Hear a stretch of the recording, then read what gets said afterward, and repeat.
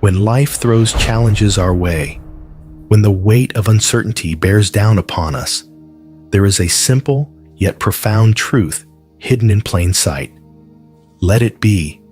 These words, immortalized in music, align seamlessly with ancient Buddhist wisdom, carrying within them the power to transform suffering into peace. But what does it truly mean to let go? How can we embrace life's impermanence without fear, release our attachments, and find tranquility in the present moment? At the heart of Buddhism lies an undeniable truth. Suffering exists. No one escapes it, no matter how fortunate or privileged. Pain, loss, and disappointment are woven into the fabric of existence. Over 2,500 years ago, the Buddha sought to understand suffering, not just as an inevitable burden, but as a condition that could be transcended. His teachings were distilled into the Four Noble Truths, a roadmap to inner liberation. The first truth is simple yet profound. Suffering is a fundamental part of life, but Buddhism does not stop at acknowledgement. It goes deeper, asking why we suffer. The second truth offers an answer: attachment. We grasp at things, at people, at identities, believing they will bring lasting happiness. But everything is temporary. When we hold tightly to what is bound to change, suffering is inevitable. A relationship ends, a loved one passes away, a dream shatters before it can be realized.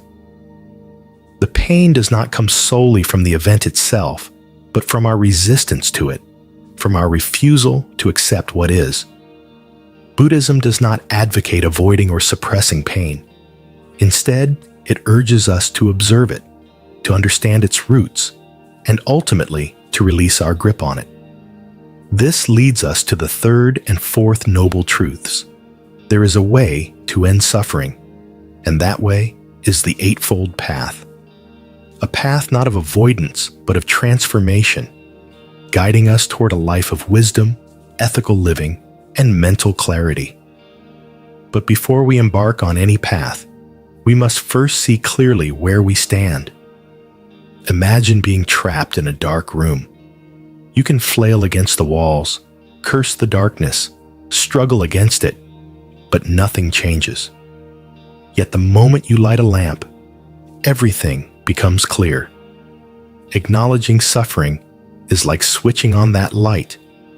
It does not erase the pain, but it illuminates it, allowing us to take the first step toward freedom. And this is where the wisdom of letting it be comes into play. It is not about indifference. It is not about surrendering to despair. It is about embracing the truth of the present moment as it is, without clinging to how we wish it were.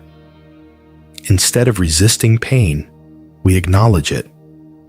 Instead of gripping tightly to what is slipping through our fingers, we allow it to flow naturally.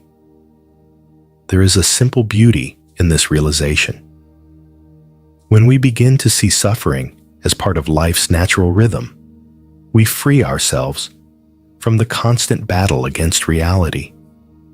And from this space of acceptance, we can start to explore something deeper: the nature of impermanence itself. Everything changes. This is perhaps the most undeniable truth of existence. The seasons shift. People enter and leave our lives. Emotions rise and fall like waves on an endless ocean. Yet despite this knowledge, we resist. We cling to what is familiar, hoping to freeze time and place, to hold on to moments as if they were solid and unchanging. And when they inevitably slip away, we suffer. Buddhism calls this anicca, impermanence. It is not merely a philosophical idea, it is the very essence of reality. The tree that stands tall today will one day fall. The joy we feel in one moment may dissolve into sorrow in the next. Our own bodies, which we take for granted, are in a constant state of change, aging, growing, evolving with each passing breath. But why does change disturb us so deeply? The answer lies in attachment. We crave certainty, stability, permanence. We build our lives upon the illusion that things will always remain as they are. We hold on to relationships as if they are unbreakable, cling to our youth as if it will never fade, invest in material possessions as if they will bring lasting fulfillment. And yet, when things inevitably shift, when a loved one moves on, when time leaves its mark upon us, when life takes an unexpected turn, we feel as though we have lost something essential. The Buddha likened life to a flowing river. We try to grasp the water, to hold on to it, but no matter how tightly we squeeze, it slips through our fingers. The more we resist the current, the more exhausted we become. But when we learn to move with the flow, rather than against it, we find peace. This is where the wisdom of letting it be aligns so beautifully with Buddhist philosophy. It does not tell us to force life into submission. It does not demand that we fight against the tide. It whispers a different message: trust the flow, accept what is. Instead of fearing change, we can embrace it. Instead of grieving over what is lost, we can appreciate what was and remain open to what is yet to come. Impermanence is not a curse. It is what makes life meaningful. A sunset is breathtaking precisely because it does not last forever. A song moves us because it has an ending. A deep conversation with a loved one carries weight because we know that time is fleeting. And so, rather than resisting life's changes, we can ask, what can I learn from this? Instead of wishing for joy to last forever, we can fully immerse ourselves in it, knowing that its temporary nature is what makes it precious. When facing loss, we can remind ourselves that nothing truly disappears. It simply transforms. The people we love live on in our memories, in the lessons they taught us, in the imprint they left on our souls. By embracing impermanence, we free ourselves from unnecessary suffering. We stop clinging to what was, stop fearing what will be, and begin to experience what is. The present moment, with all its fleeting beauty, becomes enough. But embracing impermanence does not mean becoming indifferent. It does not mean withdrawing from life or severing our emotional connections. It means something far more profound.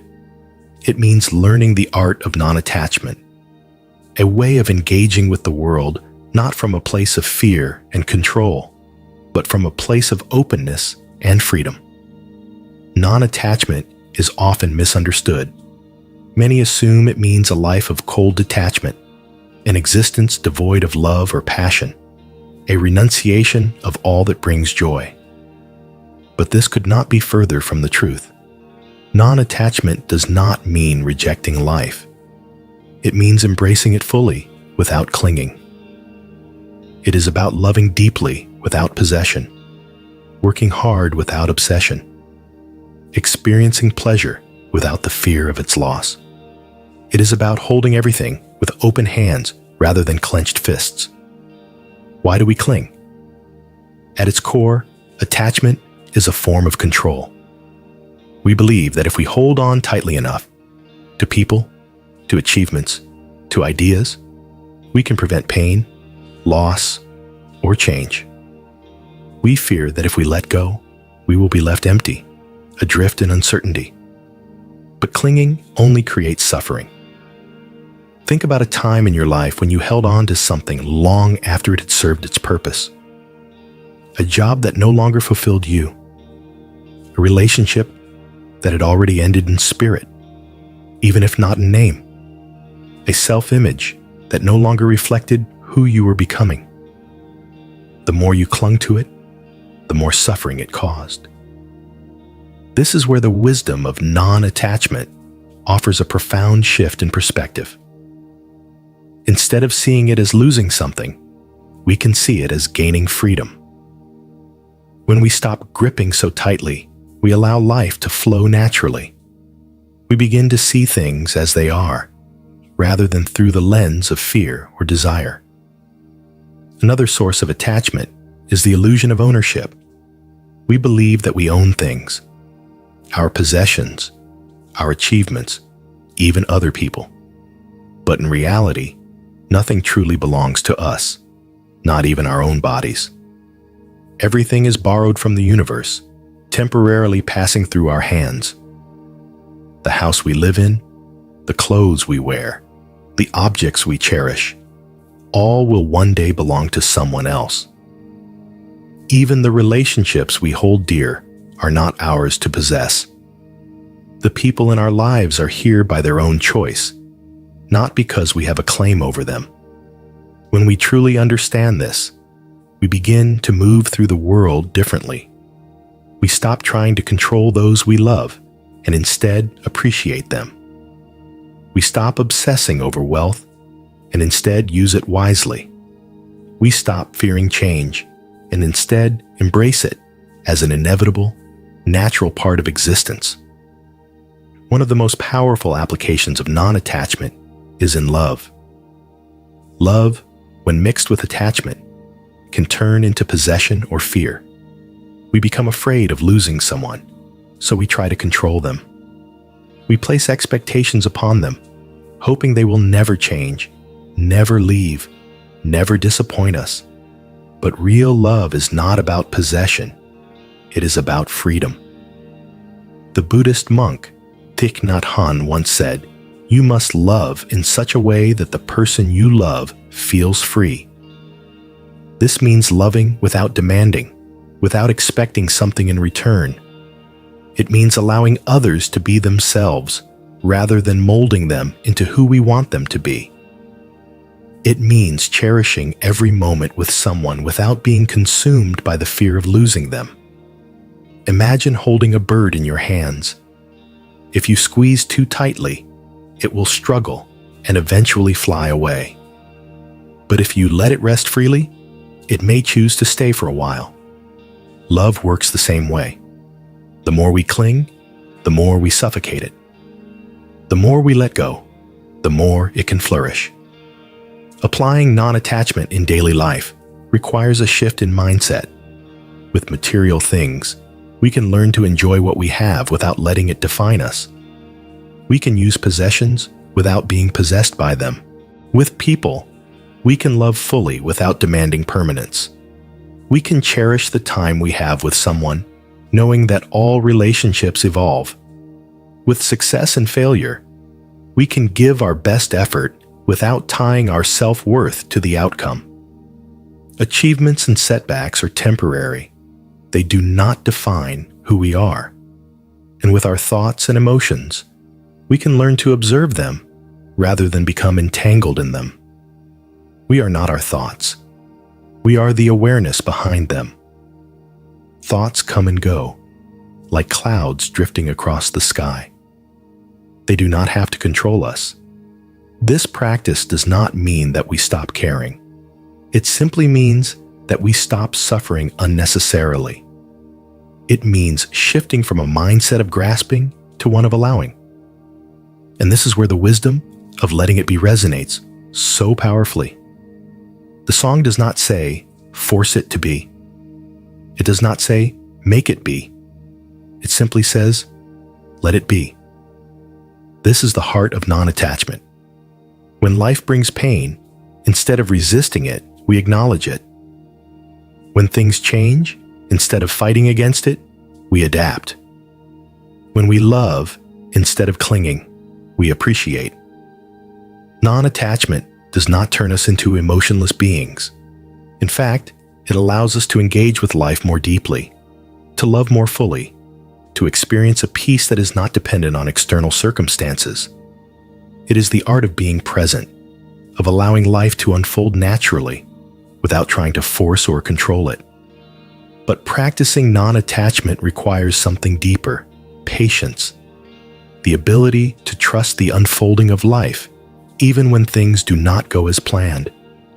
The willingness to wait, without grasping for immediate answers.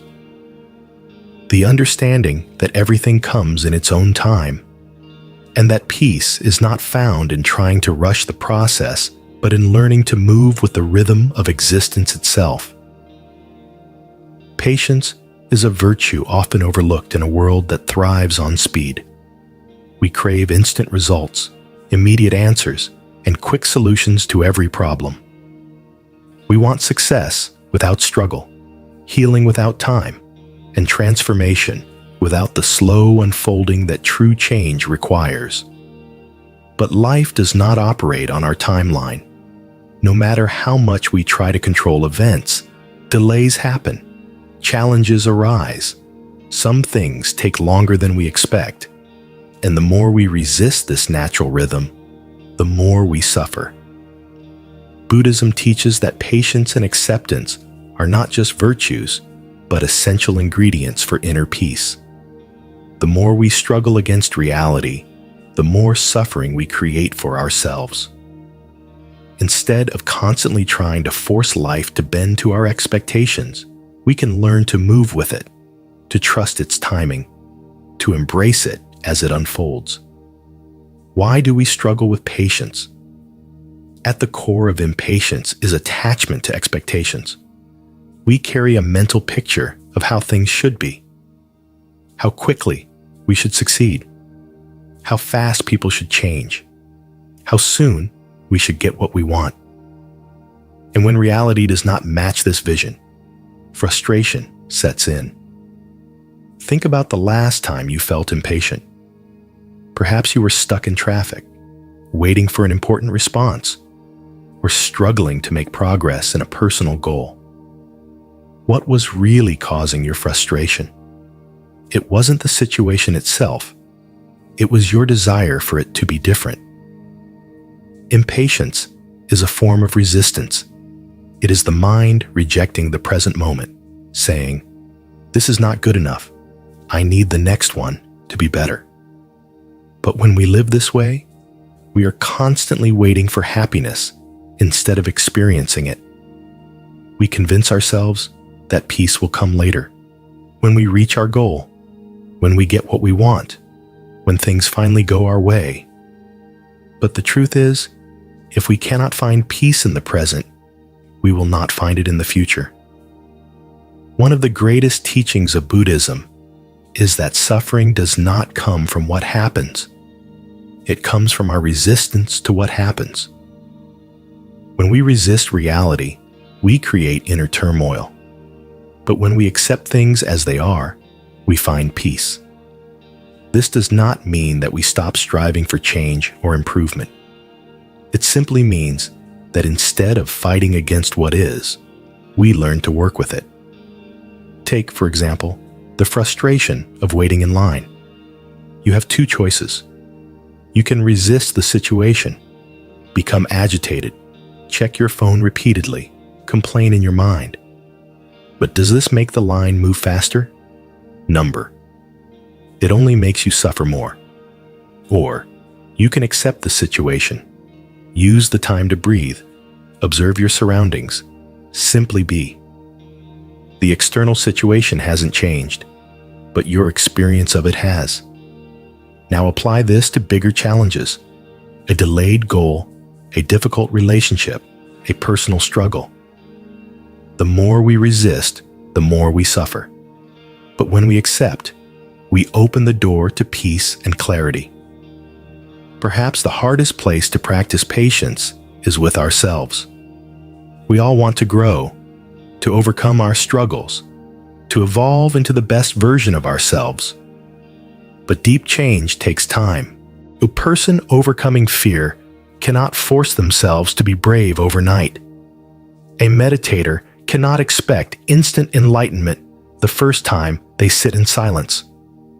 A person healing from emotional wounds cannot rush the process. True transformation unfolds at its own pace, like a tree growing slowly from a seed. Rushing the process only creates frustration. Instead of demanding immediate results, we can learn to trust that everything happens in its own time. This trust is the foundation of patience. This is where the wisdom of letting it be reveals its power. The song does not say, "Hurry up and fix it." It does not demand immediate resolution. It simply says, "There will be an answer. Let it be." Sometimes the best thing we can do is stop fighting and allow life to unfold naturally. Not every problem needs an immediate solution. Not every challenge needs to be controlled. When we learn to let things be, we create space for clarity and wisdom to arise. How do we cultivate patience and acceptance in daily life? The first step is awareness. When frustration arises, pause and notice it. Take a slow, deep breath. Recognize that there is no rush. The world will continue moving, and life will continue unfolding, whether we resist it or not. Next, shift your perspective.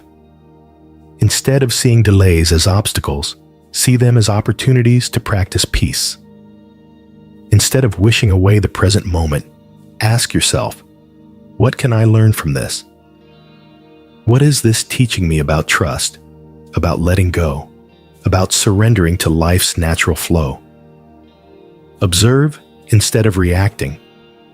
The next time you feel impatient, simply notice the sensation without acting on it. Often, awareness itself is enough to create a shift. Let go of rigid timelines.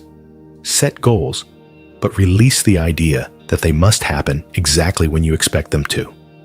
Life unfolds in perfect timing. Just as a flower blooms when it is ready, your journey is unfolding at the right pace. By practicing patience, we align ourselves with the natural rhythm of life instead of resisting it. We stop rushing through the present moment and instead learn to live fully in it. And here, the wisdom of mindfulness becomes essential. Because if patience allows us to stop resisting life, mindfulness allows us to fully experience it. So much of our suffering comes from being lost in thought, rehashing the past, worrying about the future, distracting ourselves from the here and now. But true peace, clarity, and wisdom can only be found in one place: the present moment. The mind is constantly wandering. It pulls us into the past, replaying memories, regrets, and moments we wish we could change. It hurls us into the future, filling us with anxiety about things that have not yet happened. Even in moments of stillness, our thoughts race, planning, analyzing, worrying. But in all this mental noise, we miss something vital. We miss the present. We miss the only moment that truly exists. Buddhism teaches that mindfulness, the practice of being fully present, is the key to breaking free from unnecessary suffering. It is the antidote to distraction, the remedy for a restless mind. When we are mindful, we are not lost in thought. We are awake, aware, fully engaged with life as it unfolds. How often do we truly experience the moment we are in? We eat, but our minds are elsewhere, scrolling through worries or daydreams. We listen to a friend, but instead of hearing them, we are planning what to say next. We walk through nature, but instead of noticing the world around us, we are absorbed in thoughts of the past or future. This endless mental chatter keeps us disconnected from life. We are not truly living. We are merely thinking about living. And when our thoughts are filled with worries, regrets, or judgments, we suffer unnecessarily. Mindfulness offers another way. It invites us to slow down, to notice, to truly see, hear, feel, and experience what is happening right now. It is the practice of being completely present, not lost in the past, not consumed by the future, but fully here. Why is mindfulness so powerful? Because it transforms our experience of life in three profound ways. First, it breaks the cycle of automatic reactions. Instead of reacting impulsively to situations, mindfulness allows us to pause, observe, and respond with wisdom. When we are mindful, we are not controlled by anger, fear, or frustration. We can step back, see things clearly, and choose our response. Second, mindfulness reduces suffering. When we stop fighting reality and simply observe what is happening, even difficult emotions become easier to handle. Pain is not the problem. Our resistance to pain is what creates suffering. When we accept what is, instead of struggling against it, peace arises naturally. Third, mindfulness deepens our appreciation for life. The simple act of being fully present turns ordinary moments into something extraordinary. A single breath, fully experienced, feels like a miracle. A sip of tea, when truly tasted, becomes an act of pure presence. A conversation, when listened to with complete attention, becomes meaningful and rich. Many people think mindfulness is only something practiced in meditation, but true mindfulness is a way of living. It can be practiced at any moment, in any activity. Eating mindfully means slowing down, noticing the flavors, textures, and aromas of each bite. Walking mindfully means feeling the ground beneath your feet, sensing the movement of your body. Listening mindfully means giving your full attention, not just to words, but to the emotions behind them.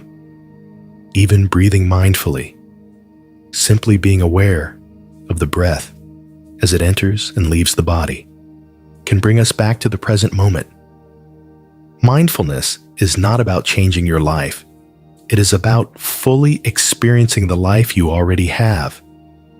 It is about waking up from the trance of distraction and truly seeing what is in front of you. And this is where the wisdom of letting it be reveals its deepest meaning. The lyrics do not tell us to overanalyze, to fix everything immediately, or to stress about what we cannot control. They simply say, let it be.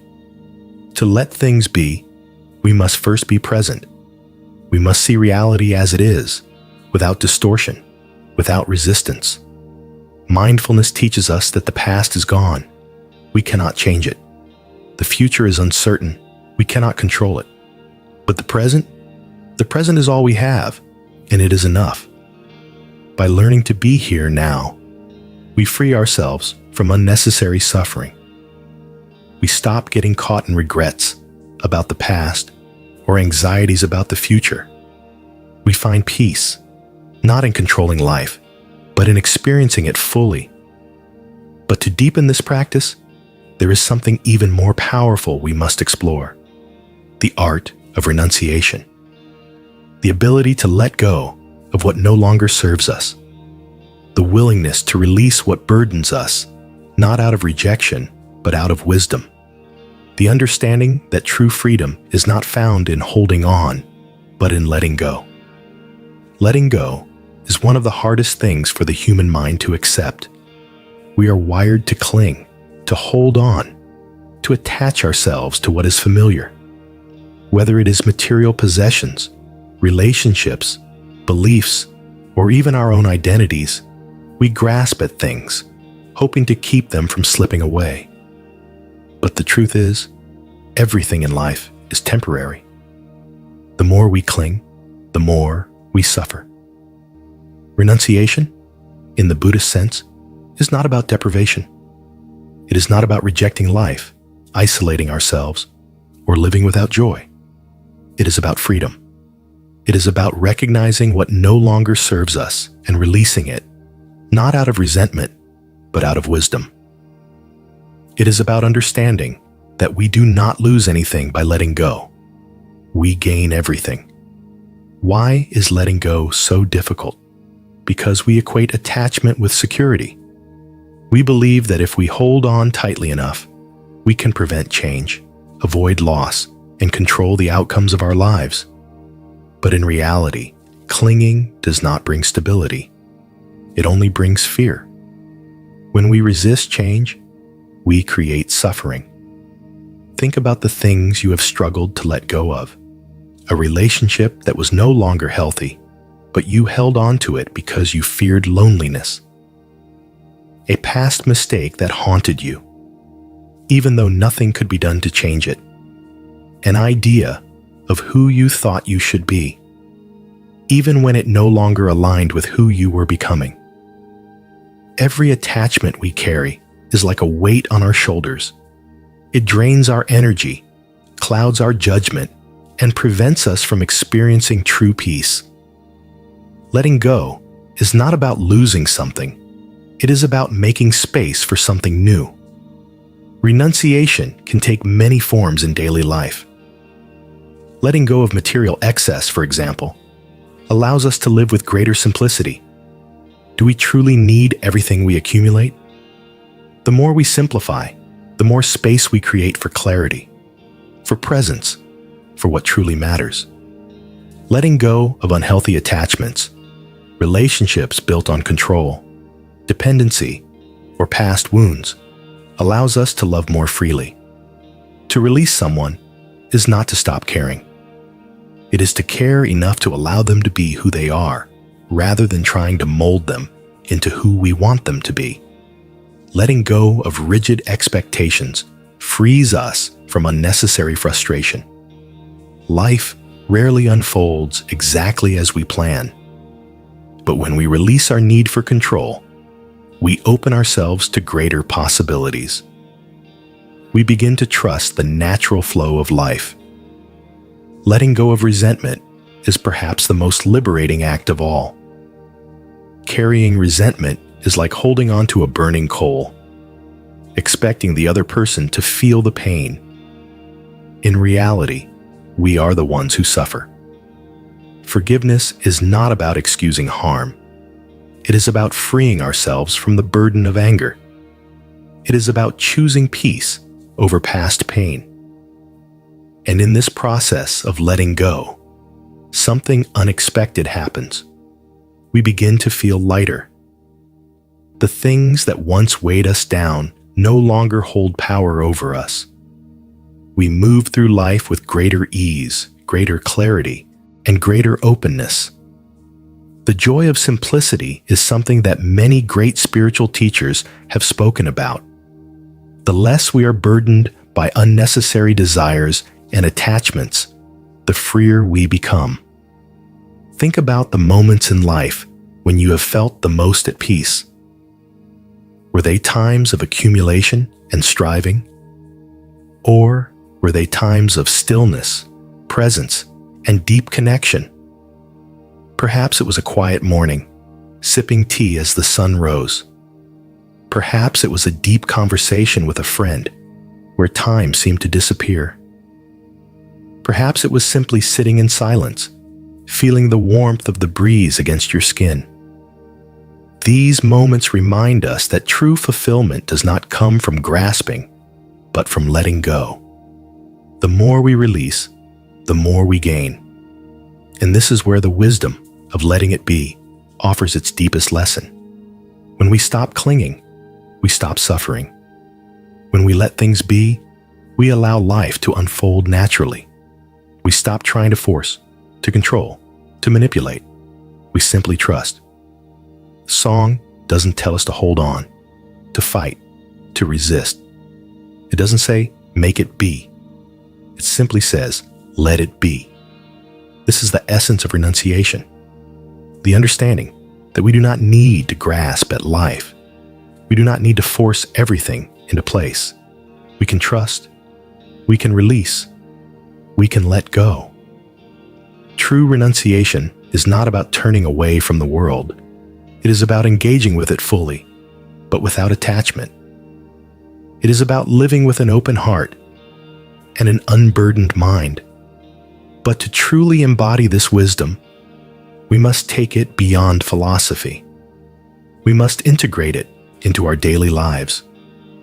We must learn how to move through the world with a spirit of surrender, how to practice letting go, not just in moments of reflection, but in every choice we make. And that begins with awareness, with recognizing the moments in which we are holding on too tightly, with asking ourselves, is this serving me? Or is it weighing me down? With having the courage to loosen our grip, to open our hands, to trust that we do not need to hold on in order to be whole. Letting go is a practice, not a one-time event. It is something we do again and again, moment by moment, breath by breath. But the more we practice, the more natural it becomes. The more we release, the lighter we feel. And the more we trust, the more we discover that life has always been taking care of us, even when we thought we had to control everything ourselves. And so, as we continue this journey, we arrive at the next great lesson: how to integrate all of these teachings into daily life. How to live not just with the idea of letting go, but with the practice of it. How to make peace, not a distant goal, but a way of being. Letting go is not a singular event. It is a daily practice, woven into the fabric of our lives, manifesting in the smallest moments. The way we respond to frustration, the way we handle disappointment, the way we release expectations that no longer serve us. It is not about erasing desires, nor is it about withdrawing from the world. Instead, it is about engaging with life in a way that does not depend on grasping. So how do we integrate this wisdom into daily life? How do we move from understanding the concept of letting go to actually living it? It begins with awareness, with noticing the moments in which we are resisting life, the moments when we are holding on too tightly. Every day presents countless opportunities to practice. When expectations go unmet, we can choose to release our attachment to how things should be and accept them as they are. When emotions arise, anger, sadness, anxiety, we can observe them rather than suppress them. We can allow them to move through us rather than letting them control us. When plans change, instead of resisting, we can embrace the flow of life, trusting that what is meant for us will find us in its own time. Letting go does not mean giving up. It does not mean we stop striving, stop dreaming, stop working toward our goals. It simply means we do so without attachment to specific outcomes. We put in the effort, but we release the need to control the results. We trust the process. We trust that what is meant for us will come, and what is not meant for us will fall away. This shift in perspective allows us to live with greater ease. It turns life from a constant struggle into a dance. Instead of forcing things, we allow them to unfold. Instead of resisting, we embrace. Instead of fighting against life, we move with it. And this is where patience plays a crucial role. The art of letting go is inseparable from the practice of patience. We must be willing to allow things to happen in their own time. We must be willing to wait, not out of frustration, but out of trust. Patience is not passive. It is an active surrender to the rhythm of life. It is understanding that not everything can be rushed. The tree does not demand to grow faster. The river does not force its flow.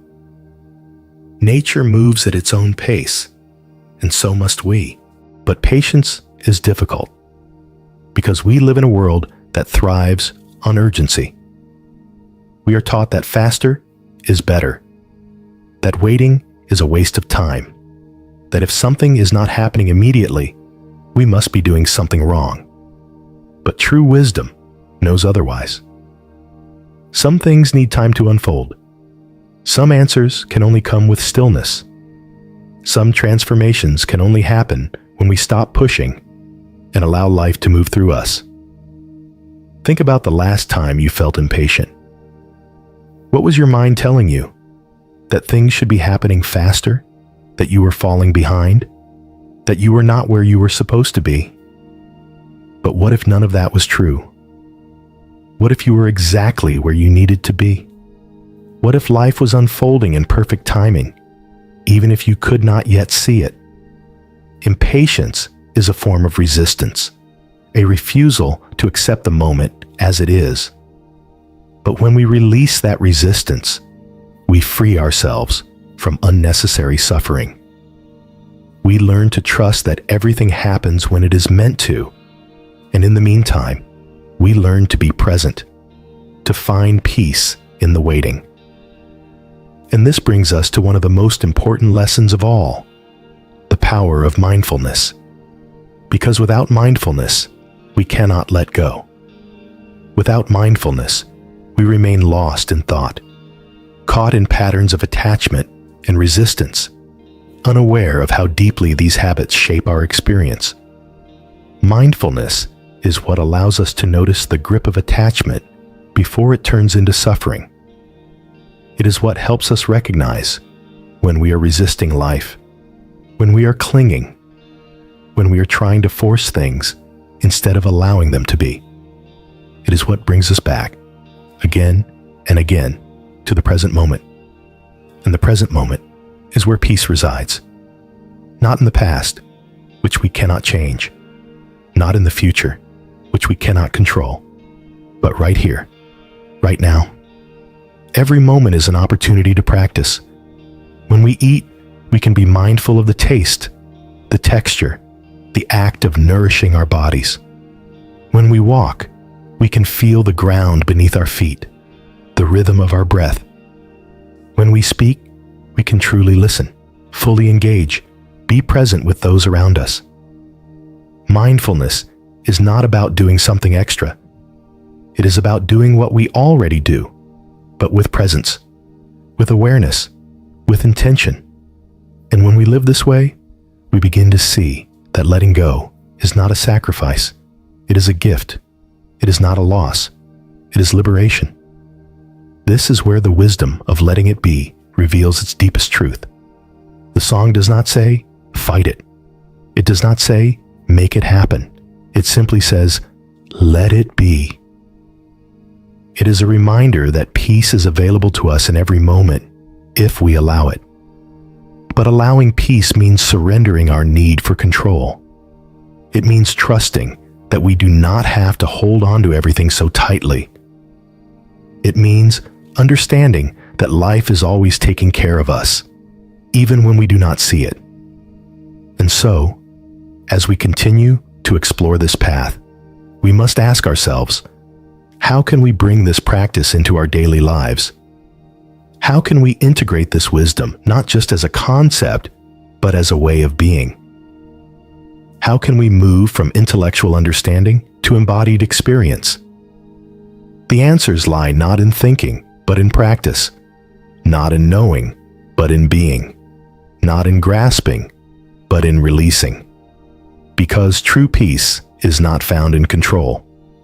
It is found in trust.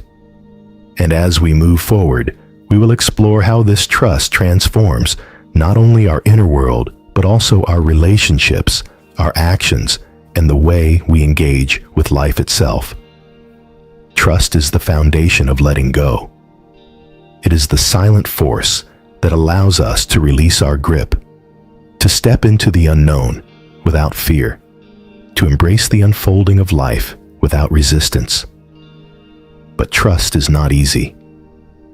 We have spent our lives conditioned to believe that control is the only path to security, that if we let go, we will fall, that if we stop grasping, we will lose everything. And yet, paradoxically, it is in surrender that we find true stability. It is in releasing our attachment to control that we discover a deeper sense of peace than we ever imagined possible. To trust life is to trust that we do not need to hold on to everything so tightly. It is to believe that we are not alone, that the same forces that move the tides, that guide the stars, that make the trees grow and the seasons change, are also guiding us. It is to recognize that the universe has always been in motion, long before we tried to control it, and it will continue to move whether we resist it or not. But how do we cultivate this trust? How do we shift from a mindset of control to a mindset of surrender? The answer begins with awareness, with noticing how much of our suffering is self-created, with recognizing the ways in which we resist life, the ways in which we try to force things to happen, the ways in which we cling to what is already slipping away.